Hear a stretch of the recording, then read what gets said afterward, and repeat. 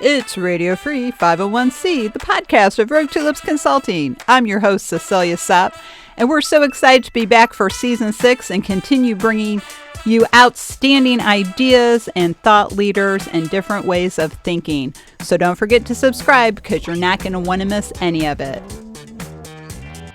This week, I'm joined by returning guest Sanja Kekić, a cybersecurity expert. We're talking about risk audit for emerging technologies. It's August 19th, 2024. Welcome to episode 251. Hey everybody, it's Monday, August 19th, and that means it's time for another episode of Radio Free 501c, brought to you by Rogue Tulips Consulting. I'm your host, Cecilia Sapp. I'm a CAE and ACNP, and I'm also the principal and founder of Rogue Tulips Consulting. Thanks so much for joining us this week. And to our global audience, good morning, good afternoon, or good evening, wherever you may be. And we're just thrilled that everyone is here with us for this episode. I'm especially excited because my guest, Sanja Kekić, has not been on the show for quite a while, but she always has really interesting insights on technology and chapter relations as part of an international chapter group. Today, we're going to be talking about risk and audit for emerging technologies. But before we dive into the topic, Sanja, welcome back. I'm so glad to see you. Yeah, thank you. Thank you for inviting me to be your guest again. And thank you for having me here today. And well, here we are. So here we are. Yeah. The audience would probably like to know what you're doing now. So would you like to say hello and tell us a little about yourself? Yes. Let's say hello to all your listener. And today and this day, I'm professionally in cybersecurity area. I work as a senior cybersecurity expert in CEDAR's international company. So we are working at cybersecurity and let's say cybersecurity in connection with emerging technology project and consulting, how to create strategy, how to create risk assessment approach, and how to audit all these things. So that is let's say I'm doing now. Actually, I'm Women for Cyber Serbian chapter president, so I work a lot in raising awareness about women in cybersecurity here in Serbia. Oh, I did not know that. That is really great. I'm glad that you're working on that. I belong to a similar group, Association Women Technology Champions, which champions women in IT, but not so specific. And I'm glad to hear there is a group working with women specifically on that area because cybersecurity, every day you live it, you know, it's increasingly important to how we live and work because it can happen. So, And our last interview was about not profit association, I think, and then I spoke about ISACA, and now I'm not president of a chapter here in Serbia, but I am she leads tech liaison. So let's say women in technology and in cybersecurity is, let's say, my second topic after cybersecurity. My second topic is women, engaging women in this area. well, I'm glad to hear that. I have been trying to promote more topics about women professionally and how we can help each other and move ahead. So, well, why don't we just take a couple minutes and can you talk a little bit more about what that group does? Yep, why not? Let's do it. Let's hear about it. What does the group do? How do you help? Well, Well, if I speak about Women for Cyber, let's say our objectives is to engage more women, young women, women who want to change their job, their let's say job orientation. Maybe some of them are in let's say legal sector now, and they want to move to cybersecurity. So we work actually, we mentor them, we show them pathways how to become a cybersecurity professional.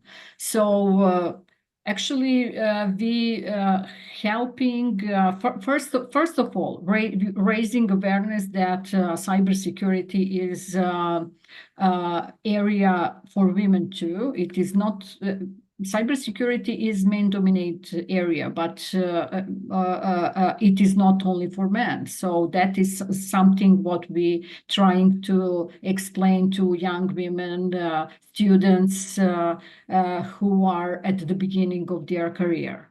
That is, let's say, our goal. We have events where we speak about our results. We have a young youth ambassador program. We have mentorship program. We have some kind of workshops and so on. And what we actually planning to do is to raise awareness through the organization who hiring people in cybersecurity area to adapt and to let's say to adapt their hiring procedure to be more flexible for women, and that is what we are doing and what we're planning to do. Oh, that's fantastic. I'm so glad to hear that because I know years ago we were doing a lot of work uh, getting women into technology, and now Mhm. they're getting into the niche areas of technology.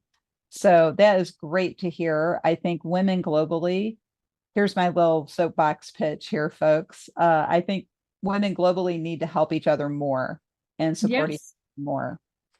Yes, and that's why I stay in Isaka as she leads tech liaison. Actually, she leads tech, let's say, goal or mission of she leads tech Isaka. She leads tech is to prepare women for leadership position in technology. There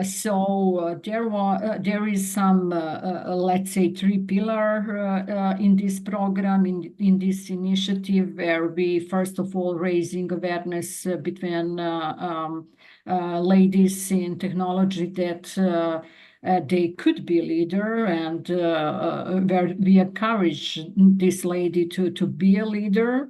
Where the second pillar is we teach them for leadership. Actually, we work with them on their skills, leadership skills.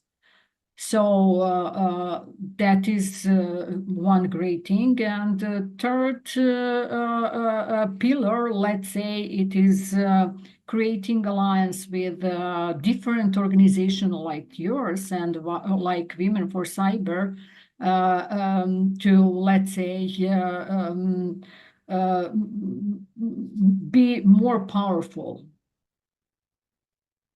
Now that's that. I'm glad. Thank you for sharing that as a little side topic from today, because since we are talking about technology, I think we should focus on that aspect of women in technology as well.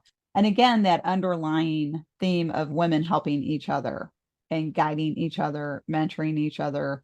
I think we're way better at it than we used to be, but Yep. we can all improve. So that's great.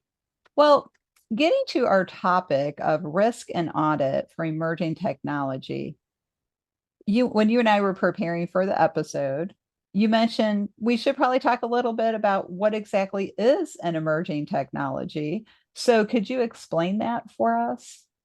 Well, let's say definition. of emerging technology, there is a huge number of definition, but the definition of emerging technology is combine of some 5 attributes. It is radical, novelty, fast-growing, coherence,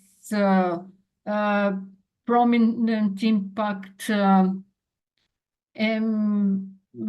uncertainty, and so on. It is, when we say emergent technologies, it is artificial intelligence, it is blockchain, it is Internet of Things, it is biotech or biotechnology.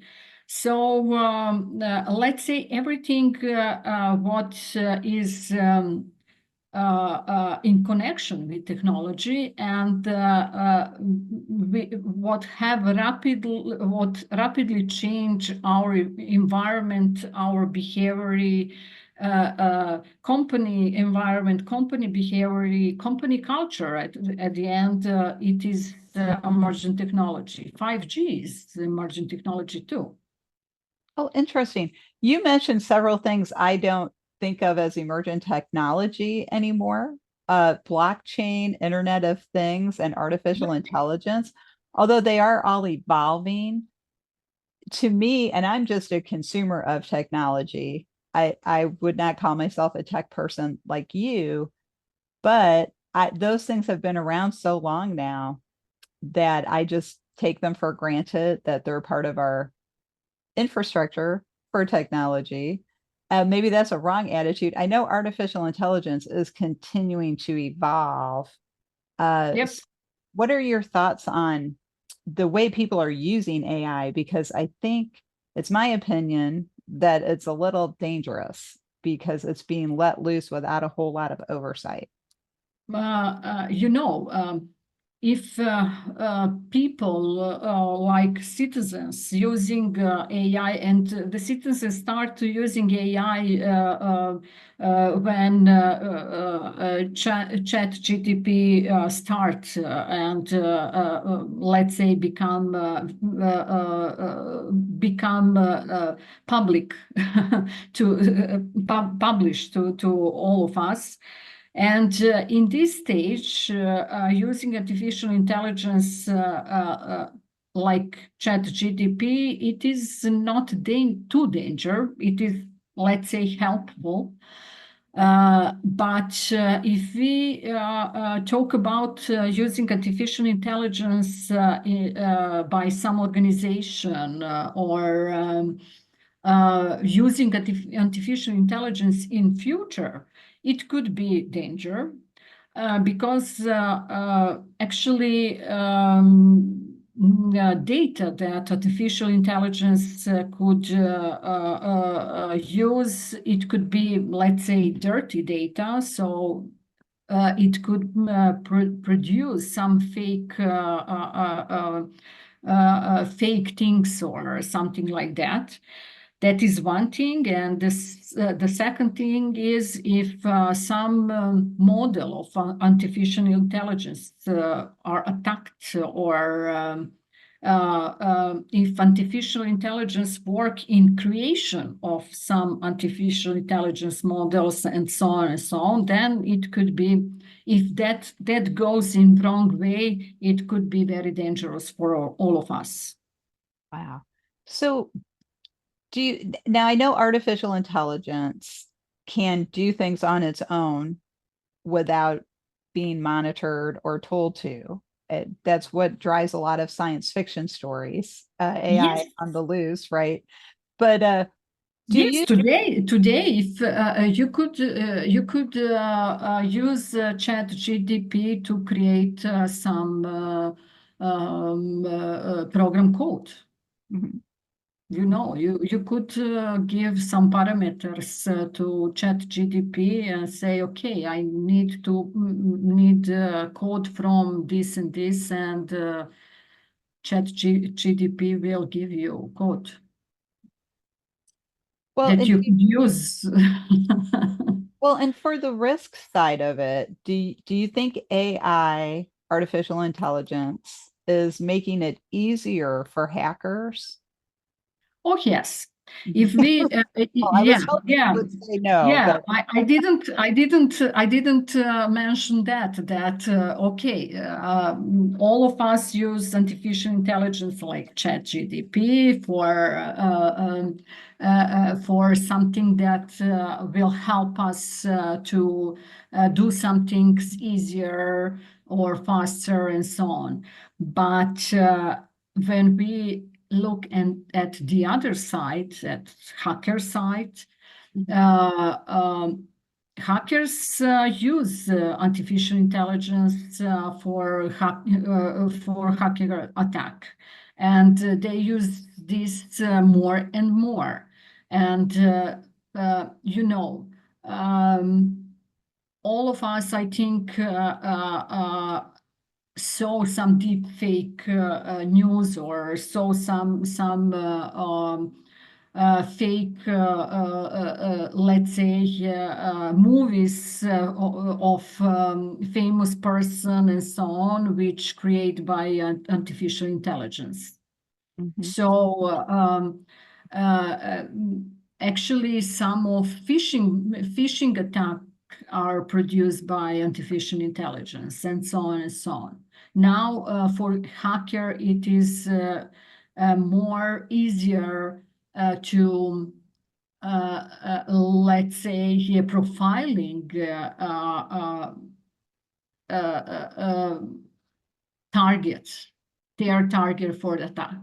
It could be person, it could be group of people with I don't know, with some similar behavior, or who work in the same company, or who work let's say in finance, or in marketing, or I don't know. And then they with artificial intelligence, they could profile them very easier and faster than before artificial intelligence. Right. Oh, yeah. It's just really there. I think it opens so many more holes in people's security systems. So, what are some of the ways that people can protect their systems from hacking, whether it's driven by AI or somebody writing code? And we all know AI can write the code much faster once somebody starts getting it going. But what are some of the things that people should look for to protect their system? Well, first of all, if we speak about people as citizens, then let's say there is key cybersecurity things from cybersecurity agent. It is you need to have a strong password. You need to have a multi-factor authentication, what means that you need to have password and to have some the other way to confirm your authentication.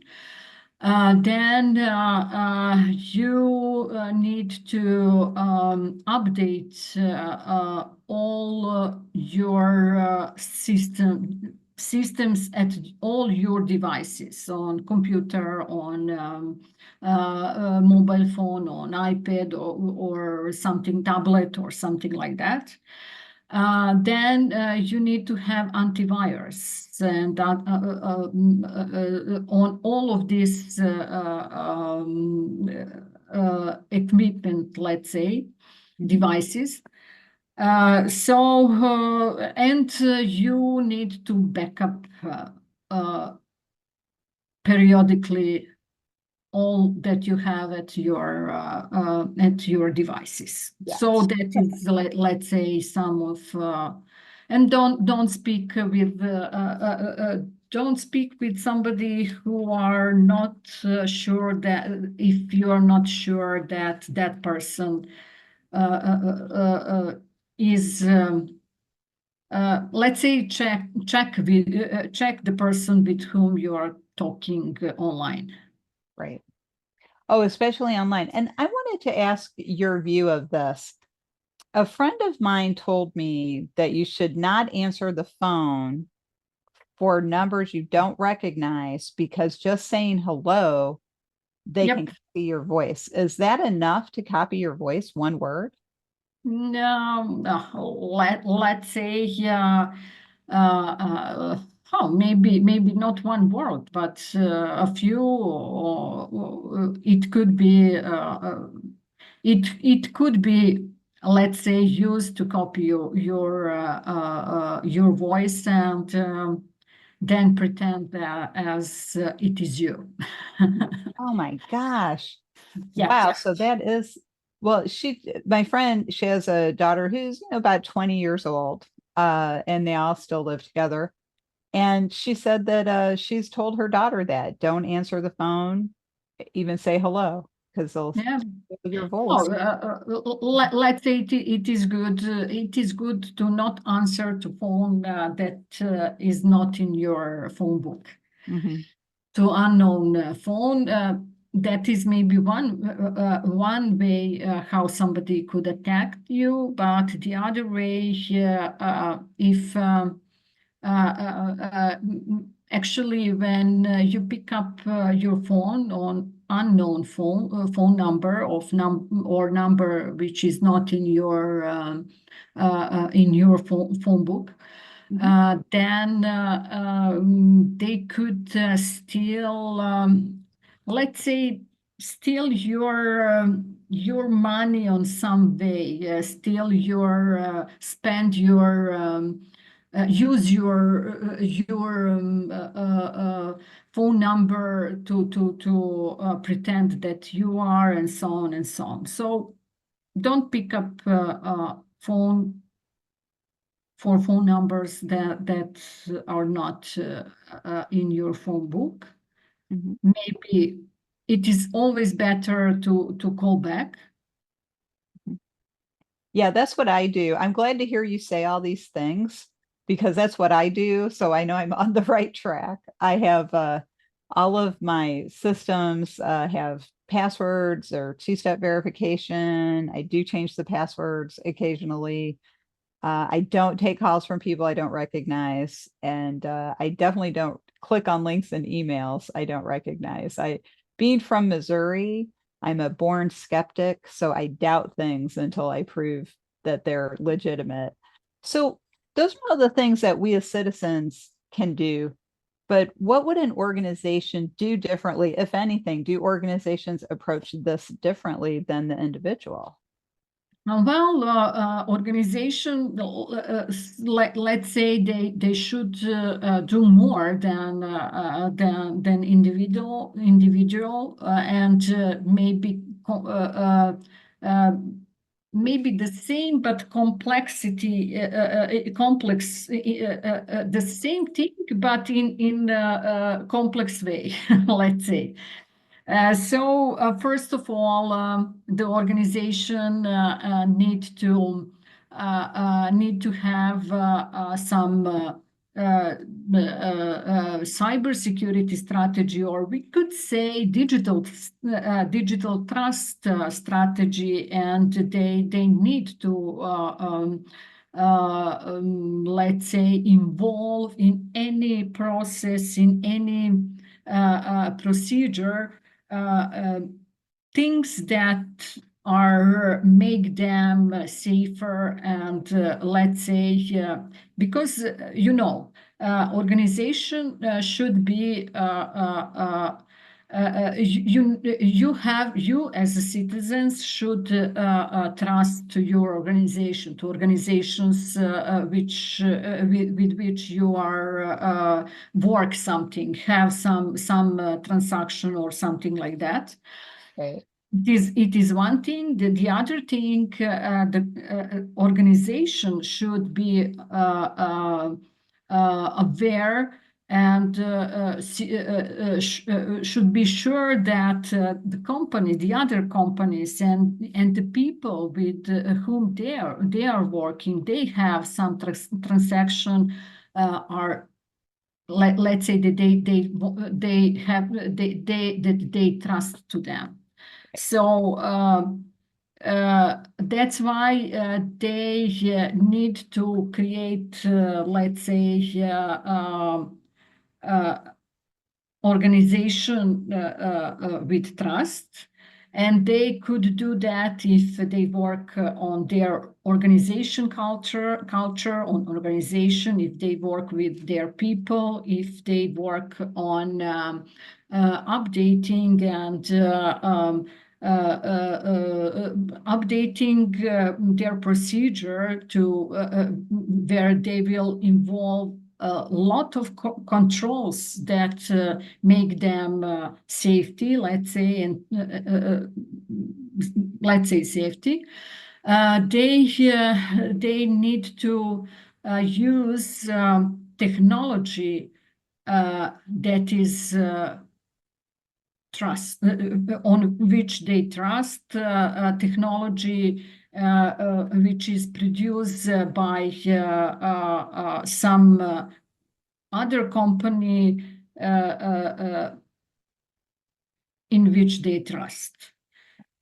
If we say trust, that company should follow the best practice standards, cybersecurity, information security, data privacy standards, and so on and so on. And what is, if we speak about risk, they need to have a very good risk management process. So, and those would be things like an organization restricting access to certain websites and having policies against staff or employees downloading any software they want without getting it checked first, right? Is that goes with that? Yes, that is one type of control that they yes. Yes, but they need to have tools and techniques. They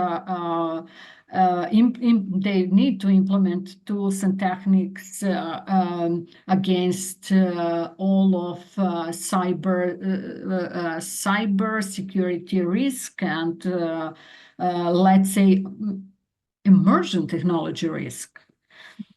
So they need to, for example, they need to work on with their people.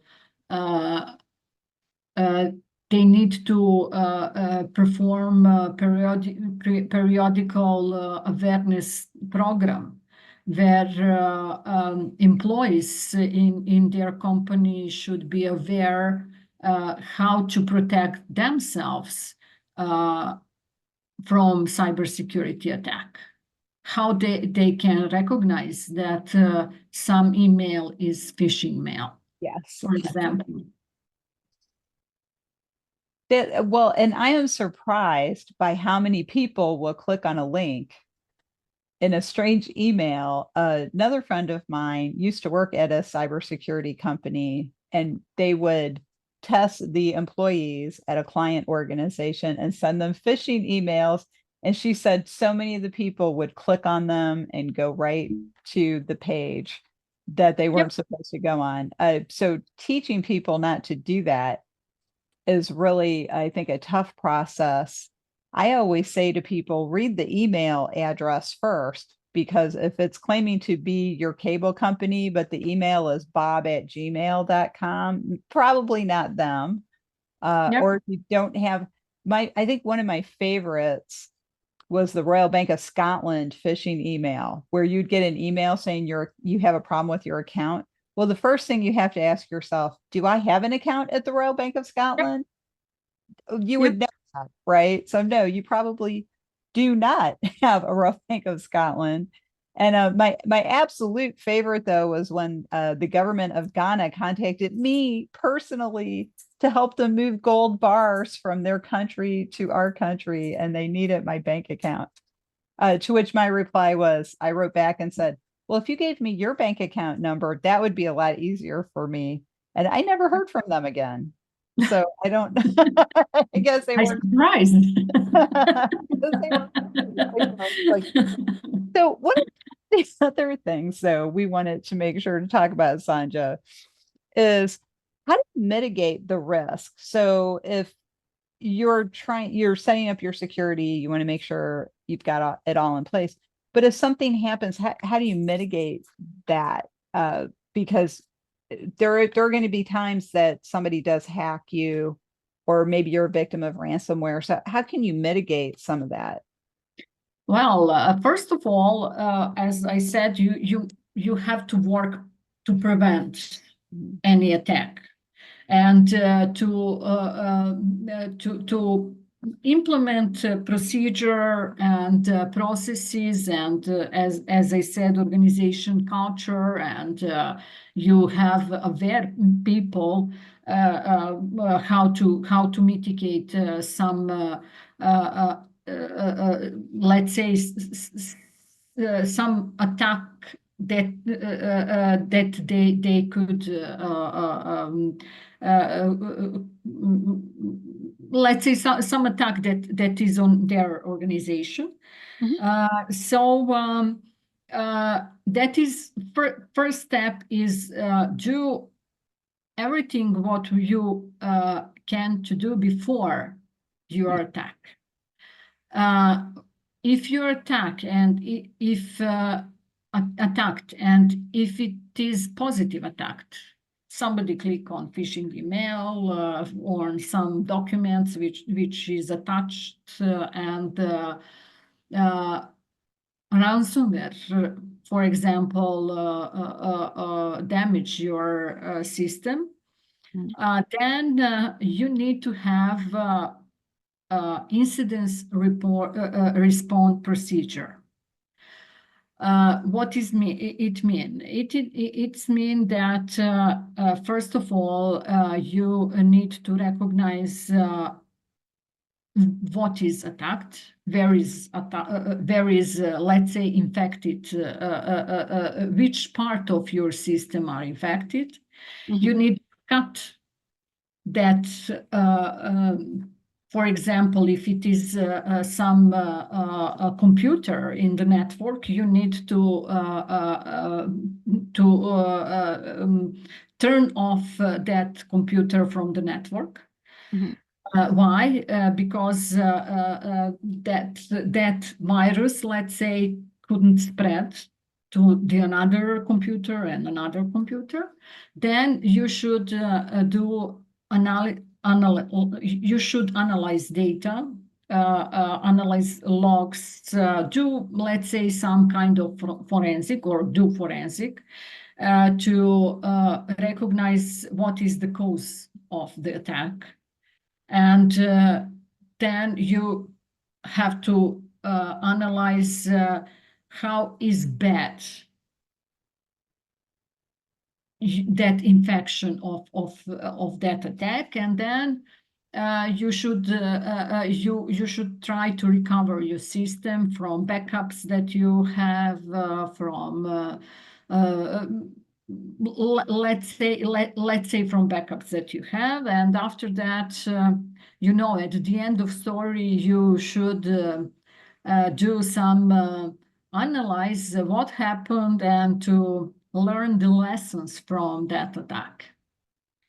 So first thing is to, let's say, to isolate infected area from your network. If we speak about organization, if we speak about citizens, it always may be somebody change, maybe somewhere you leave your passport, then if you recognize that your password attack, change your password. So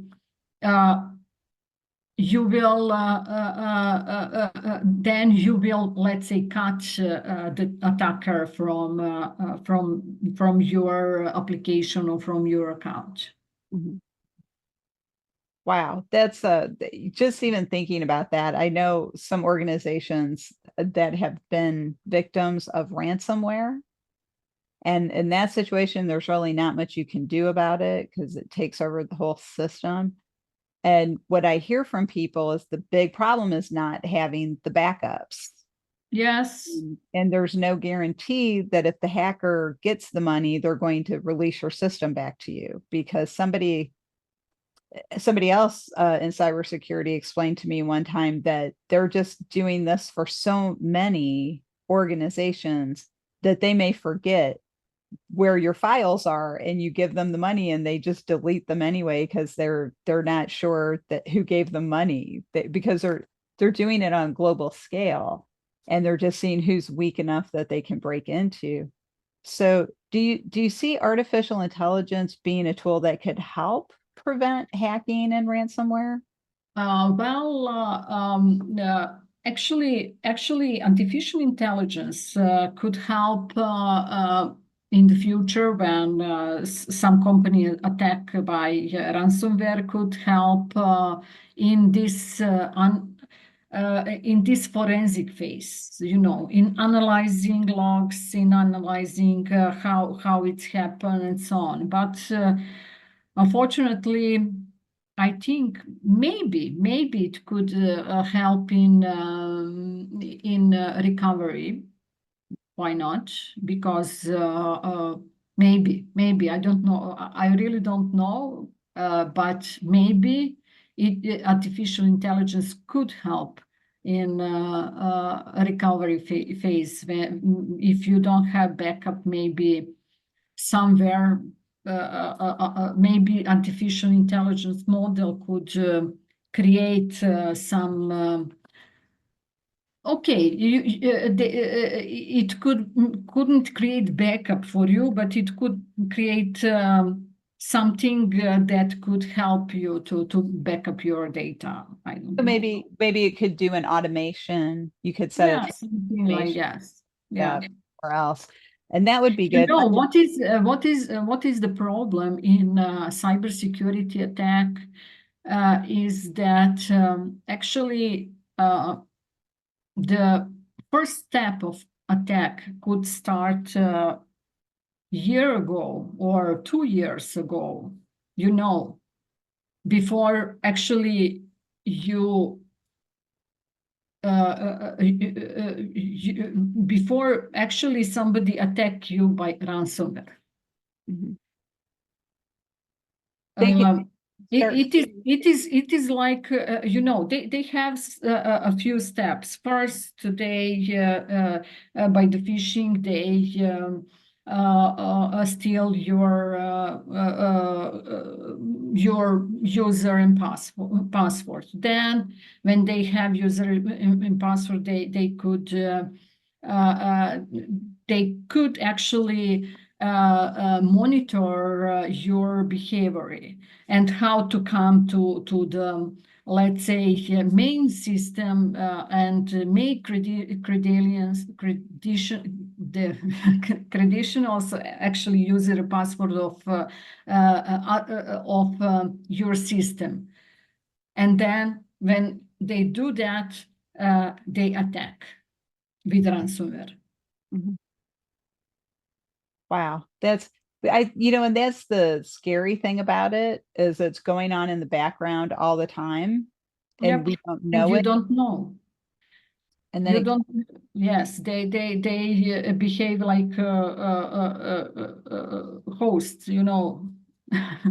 yeah, well, it's true. And it's just always like things running in the background. That's not even necessarily nefarious. I recently had an issue with my own computer where it worked fine on Saturday, Friday evening. I had shut it down, and then on the next Monday, I tried to turn it back on, and it was caught in a loop. It wouldn't open, system wouldn't boot, and I kept trying. And it took me a really long time to finally get it running again. But what had happened is there were so many background processes running, point, and then it was trying to load a system update, and it got stuck in a terrible loop that I couldn't break. And it took me a really long time to do it. I thought I was going to have to call in an IT consultant to come in and just get my operating system running, because I run Windows. There's not a lot of options on Windows to keep your computer intact and yet still fix the operating system. You can either wipe the whole computer and lose everything, or you can keep your personal files and still lose all the software and apps and your settings that you've Yep. saved all these years. And there's not a lot of options for that. So I was fortunate to figure out it was just too many things running in the background, which, by the way, Microsoft, you need to fix that. There's too many things running in the background anyway, all the time in Windows. It's crazy. And some of the software packages that you subscribe to, like Adobe, that's almost like a virus, in my Yep. opinion. It just runs all the time. It's like you can't turn it off. Zoom was doing that for a while too. You couldn't turn it off. And it's just that valuable RAM space that we all need. But the one thing, oh my goodness, I can't believe that we've been talking this long already, because it's such a great topic. So I want to make sure before we wrap up the episode, we talk about how do you audit your technology? How do you audit your technology? And then how do you audit your risk assessment? Well, I guess audit risk assessment is not the right word. How do you assess your risk? So how do you audit the new technology and how it will affect your system? And then how do you assess your level of risk? First of all, what we should to know that auditors should not be experts in every technology. To know technology very deeply, but they should be able to identify the risk which is inherent in this technology. What it mean? It means that they should understanding the technology architecture.